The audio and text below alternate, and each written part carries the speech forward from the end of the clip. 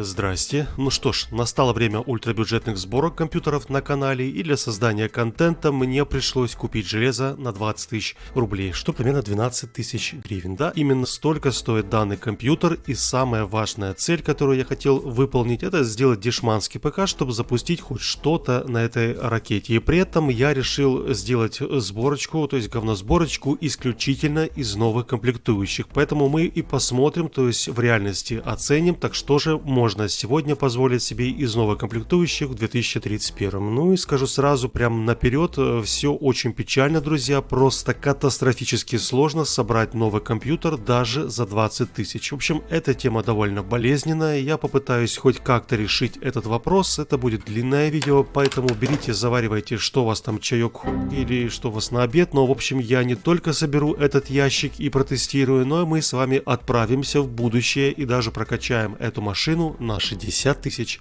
рублей. Хотя и за 20 тоже неплохо. Можно, например, сделать себе домашний сервер, но это уже иная тема. Друзья, и раз уж речь зашла о работе серверов, то можно обойтись без сложных манипуляций с домашним компьютером и позволить профессионалам из Selectel решить данный вопрос. Selectel — это ведущий провайдер облаков и IT-инфраструктуры с тысячами активных клиентов и 14-летним опытом работы на рынке. У компании 6 собственных высокотехнологичных дата-центров, и на их базе доступна аренда выделенных серверов. Если вкратце, то на выделенных серверах Selectel можно разместить свой интернет-магазин, приложение и любой онлайн-сервис. Неважно, какого масштаба ваш проект, за счет большого количества конфигураций выделенных серверов Selectel любой клиент подберет идеальное решение по мощности и своему бюджету. И прямо сейчас оптимальный выделенный сервер можно выбрать из готовой конфигурации на сайте. Они уже собраны, протестированы и готовы к работе. На их запуск потребуется от 2 минут, а заказать инфраструктуру и управлять ею можно в одном окне браузера через удобную панель управления my.selectel.ru. Не упустите свой шанс заказать выделенный сервер Selectel по выгодной цене. Провайдер запустил акцию под названием «Акцион серверов». Каждый день к заказу доступны несколько готовых конфигураций с хорошей скидкой. Доступные конфигурации и размер скидки динамически обновляются. И, внимание, размер скидки может доходить до 35%, поэтому торопитесь, друзья, такие кошерные предложения быстро разбирают. Одним словом, переходите по ссылке в описании под этим видео или сканируйте QR-код, чтобы успеть купить выделенный сервер Selectel с хорошей скидкой. Всем удачи, но мы вернемся к теме уже нашего видео и начнем сборочку, пожалуй, с ключевых деталей. И в этом плане, конечно же, речь идет о видеокарте. И вот в эту сборку я решил поставить двухъядерную видяху под названием Athlon 3000G, и такая модель стоит порядка 5000 рублей. И в целом у меня было всего два варианта, точнее даже три варианта. Первый — это взять PROS со встроенным видеочипом за 5000, второй вариант — это взять Pentium и видеокарту типа GT 1030, и третий вариант — это уже, то есть, ничего не взять и сэкономить 5-10 тысяч рублей. Понятное дело, что самым дешевым и самым доступным были, есть и будет это именно Athlon со встроенным видеочипом, ведь точно такой же пенек на 2 ядра 4 потока стоит уже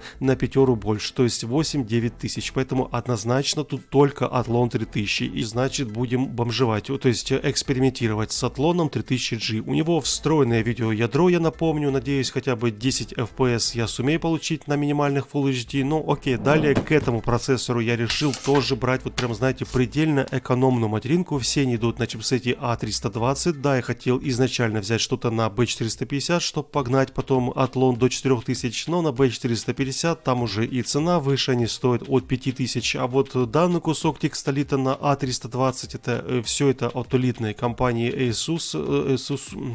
То есть, да, я купил ее за 3800. Тем более, я не думаю, что если поднять частоты Athlon, он прям, вот знаете, дико прям ускорится. Мы получим там, ну, плюс 2,5 FPS от дефолта. И за это платить как бы 5000, я, честно, как бы, ну, не вижу смысла. Однако, вот оперативная память очень важна для встройки Athlon. И тут я решил взять 16 оперативы, не одной плашкой на 16, чтобы потом, знаете, еще подкинуть 16 со временем. Нет, я сразу поставлю в двухканале 2 по 8 на частоте те 2400, но эти Ballistics я подниму до 3200. В данном случае с атлоном пропускная способность оперативы в двухканале на повышенной частоте явно лучше, чем просто 8 одной плашкой. Ну и таким образом это все, из чего как бы будет состоять данная сборка. Точнее, это были самые ключевые детали, от которых зависит буквально все в этом компьютере. И далее у нас остался блок питания, накопитель и там еще корпус, и на этом вроде бы все. И, кстати, да, сам атлончик, я думаю, вы заметили, шел уже без кулера, так, кстати, дешевле, и не было там вот боксовых вариантов в наличии, поэтому мне пришлось купить за 380-390 рублей вот такой заплеванный кусок металла, чтобы поставить сверху. И при том, что вот он заплеванный, я сказал, знаете ли, не просто так ради шутки, нет, это вот действительно заплеванный радиатор, и таким он был прямо из коробки. Я, конечно, понимаю, что продавец онлайн-трейд или дока-трейд вообще не парится о таких мелочах, но, честно, обрыганный радиатор, пусть даже и за 400 рублей, это как бы, не совсем приятно. Что насчет накопителей, то тут у нас хватило только на SSD-шник на 240, и знаете, так, наверное, даже лучше просто поставить один, но быстрый твердотельный, хоть и с маленьким объемом, чем вот взять и поставить простой медленный винт на 1 терабайт, при котором будет очень медленно работать прям, весь компьютер. Поэтому вот чисто под систему и софт я взял SSD, и все это железо будет, кстати, работать при поддержке спонсоров, то есть при поддержке блока питания на 450 Вт. И эта модель от фирмы Hyper. Я впервые, если честно, взял этот блок питания, это не реклама, и это не реклама, и я взял его только потому, что на нем был самый высокий рейтинг среди покупателей, и цена там вроде бы тоже нормальная, 1450 рублей. Понятное дело, что тут нет чистыми 450 Вт, и по линии 12 вольт у нас, примерно 400, плюс к этому у нас типичные уродливые цветные провода без оплетки, весит он тоже очень мало, а значит внутри пустой. Короче, это типичный ультрабюджетный продукт, и ждать тут сверхкачества точно не стоит. Самое важное, чтобы он хотя бы, пару лет отработал, и на этом ему спасибо. В принципе, это все. Да, хотелось бы еще, конечно, что-то рассказать про корпус, но вы сами понимаете, за 1800 рублей тут особо, ничего интересного я вам не расскажу. Это обычный бумажный кейс от Aerocool в формате Micro ITX, и у него из преимуществ я бы назвал одну прозрачную стенку и один вентилятор с подсветкой спереди на 120 мм. Это все. В остальном это типичные бюджетники, и на большее тут рассчитывать точно не стоит. Итак, по сути, компьютер уже полностью собран. В целом его скорость за счет SSD более или менее приемлемая именно в работе Windows и приложений, но раз уж это игровая сборка за 20-ку, то давайте протестируем сию машину непосредственно по назначению. Итак, тестировать я буду только на средних или даже, скорее всего, минимально средних настройках Full HD. И да, я знаю, есть люди, которые скажут, а почему я не стал тестировать в 720p или там 480p? Я не знаю, мне кажется, в 2031 уже крайне сложно найти людей с мониторами 720p. Это слишком унизительно, знаете ли, взять и потратить 20 тысяч рублей или 300 баксов и запускать 720p на самых низких настройках. Проще уже, знаете, ничего не собирать, чем вот так вот унижаться, если честно. Поэтому только Full HD, только низко-средние настройки, и первым делом я запустил Counter-Strike на средних 1080p. И как видим, друзья, результат у нас, почти такой нормальный. Есть местами 65-70 FPS, но и есть, кстати, просадки до 35. Не скажу, что это прям победа, но если вот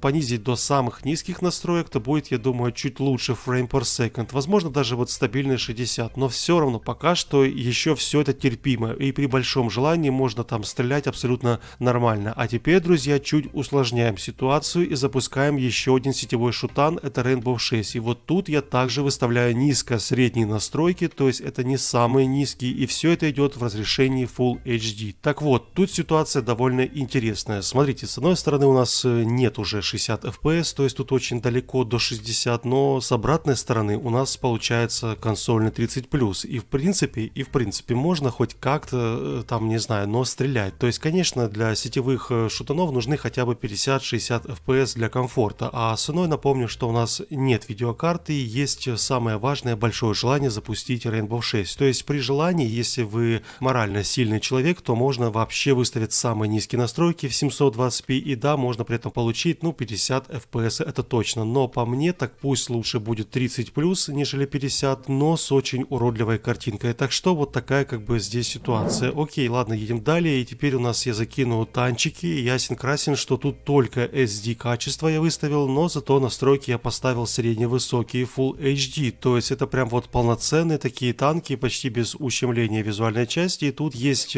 приятные новости. Сборочка за 20 тысяч тянет в 60 кадров. Таким образом, если вы любите совершать пробитие, то есть в танках, разумеется, то вам, по сути, можно на сборочке за 20 тысяч запускать любимый World of Tanks без проблем. И да, тут тоже, конечно, есть местами все не так сладко и случаются просадки до 40 FPS во время сражений. Все это, скорее всего, из-за нехватки видеопамяти на процессоре, точнее, там нет видеопамяти, и сам видеочип на атлоне съедает из обычной оперативы ресурсы, и вот поэтому, я думаю, и случаются вот такие просадки. Но и даже при таком раскладе все равно такие идут нормально танки, и теперь давайте запустим что-то прям, ну, очень непростое, и скажем, это будет Resident Evil 2, то есть 3, я неважно. В общем, чтобы понять, можно ли хоть что-то запустить, кроме сетевых песочниц, и да, тут как бы все работает, при этом все через сраку. То есть здесь у нас от 12 до 20 FPS с очень ломаной картинкой, крайне кривой фреймтайм, и он просто не дает нормально целиться и стрелять. И это больше похоже на мучение, нежели, знаете, на удовольствие от игры. Хотя, если честно, нам, славянам, не привыкать к сложностям. Мы живем в странах, в которых сложности и трудности — это нормальное состояние жизни, поэтому 15-20 FPS это все еще не 6 кадров, и значит, наш человек даже в таком виде сумеет пройти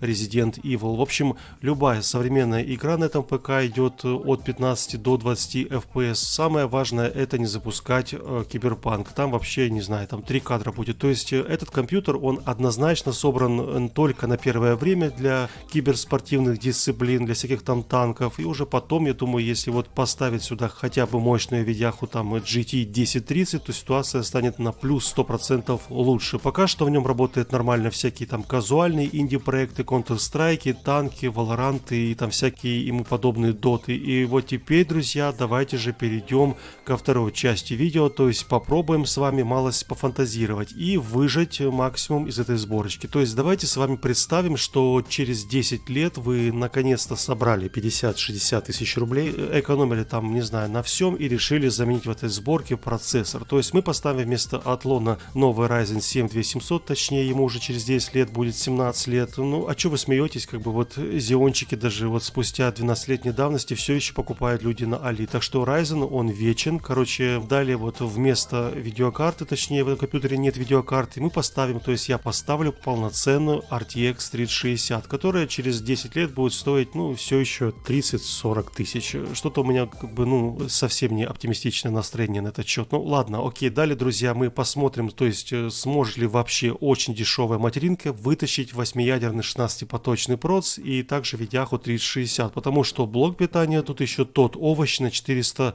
Вт. В общем, с процессором здесь все понятно, это Ryzen 7 2700, памяти тут тоже будет 32 оперативы на частоте 3200, а вот видеокарта — это очень интересная тема, тем более она та самая карта, которая вот одно время стала скандальной в DNS, и вот именно эту модель Polit RTX 3060 Dual искупили все майнеры в DNS. И понятное дело, что я не поставлю 3060 в эту сборку с атлоном двухъядерным, мы уже видели подобные эксперименты в кавычках прошлых видео с 4-ядерным Ryzen, поэтому под данную 3060 желательно иметь, ну, хотя бы 6-ядерный 10400F или Ryzen 5 3600 5600. В моем случае я протестирую все на ультра с трассировкой лучей на процессоре Ryzen 7 2700, и начнем мы, конечно же, с Киберпанка на ультра в 2К с включенным DLSS в авторежиме. Что ж, по сути, примерно такой же результат я и ожидал увидеть в Киберпанке. Нет, конечно, тут не идет речь о стабильнейших 60 FPS. Если вам нужно 60, то ставим высокие настройки и DLSS в режиме производительности, но я еще раз повторюсь, я не сторонник порезанной визуальной части и замыленной картинки, чтобы получить 60 FPS. Нет, это не так работает. Меня вполне устроит